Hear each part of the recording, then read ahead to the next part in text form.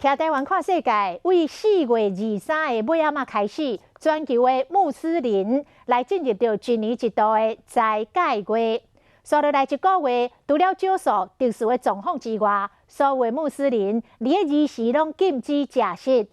这个斋戒月期间，穆斯林会回家来团圆，嘛会到圣城来朝圣。也毋过今年拄着新冠病毒，就爱拿斋戒、拿防疫，这恐惊嘛是伊斯兰7400多年来的头一届。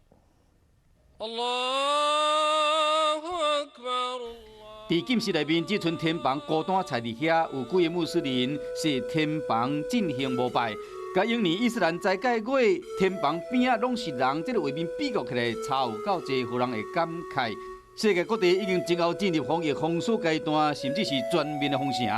或者守护伊斯兰两座圣城的沙特阿拉伯，根本就禁止外地人入去卖食，一直到斋戒月开始前72点钟，全国的国王者总算宣布同意两个圣城清真寺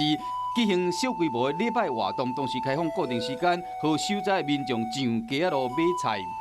关系伫斋戒月期间，规个伙团圆一年，总统佐科威士宣布讲，为了防疫，今年斋戒月全国上下拢袂使返去故乡，陆海空交通限制要持续到6月7。若是防疫经验，新加坡去为着新冠病毒的轻症患者，是伫病院内面进行礼拜，是讲大家拢爱挂嘴安，彼此之间至少嘛会让一公尺。